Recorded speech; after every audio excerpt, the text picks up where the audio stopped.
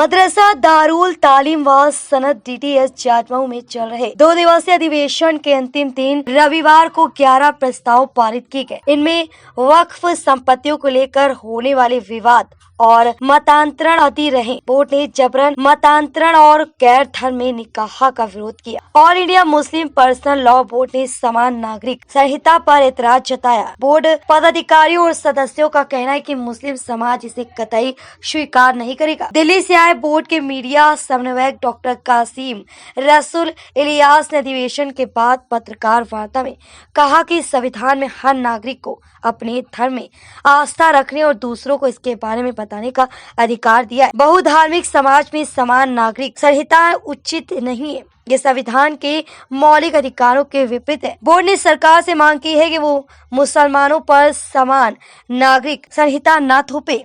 उन्होंने कहा कि बोर्ड जबरन मतांतरण कराने वालों के खिलाफ है।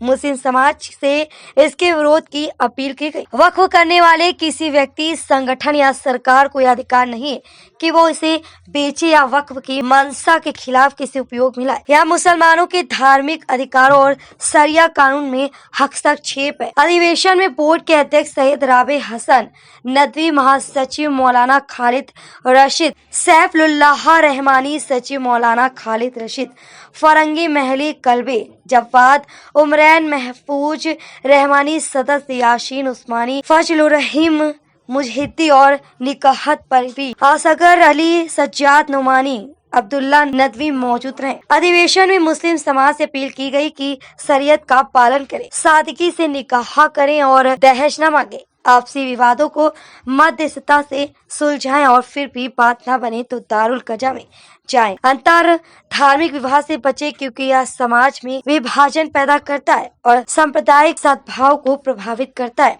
धार्मिक नियम और पुस्तकें आस्था से जुड़ी हैं, इसलिए इसकी व्याख्या का अधिकार धर्म समझने वालों को ही है। सरकारों या अन्य संस्थाओं धार्मिक पुस्तकों या धार्मिक शब्दावलियों की व्याख्या करने से बचना चाहिए। बोर्ड के अधिवेशन में पारित 11 प्रस्तावों का ज्ञापन केंद्र सरकार को दिया जाएगा।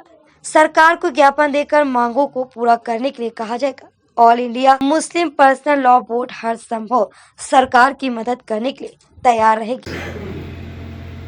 ये बताइए मौलाना साहब, अभी आपने कहा कि सरकार के साथ साथ न्यायपालिका भी जो है आप लोगों के मामलों में जेंडर डिजाइन कर रही है। क्या कुछ मामले सामने आए हैं सर न्यायपालिका के द्वारा? देखिए, असल में ऐसे कई मामले हैं। सिर्फ हमारी बात नहीं हमने कही है इस्लाम की। हमने कहा किसी भी धर्म के बारे में उनके जो स्कॉलर्स हैं, उनके जो धर्म गुरु हैं, उनके इंटरप्रिटेशन को ही सही इंटरप्रिटेशन मानना चाहिए और अदालतों को उसका एहतमाम करना चाहिए। मनमाने इसलिए होता है कि हमारा कहना ये है कि सही इंटरप्रिटेशन तो उस धर्म के स्कॉलर ही कर सकते हैं। कोई ऐसा मामला जो न्यायपालिका की तरफ से मनमाने तरीके से जो है आपके सामने आया हो? ऐसे कई मामले हैं। अगर आप एक मामला बताना चाहता हूँ कि बाबरी मस्जिद पर जब बहस हो रही थी तो 94 में इस्माइल फारूकी केस में, आप सुन लेते हैं, इस्माइल फारूकी केस में अदालत ने ये कहा था इस्लाम में नमाज पढ़ने के लिए मस्जिद की शर्त नहीं है, मस्जिद इसेंशियल शर्त में नहीं आती है। कई मामले हैं जिसमें अदालत ने अपने तौर पे इंटरप्रिटेशन किया।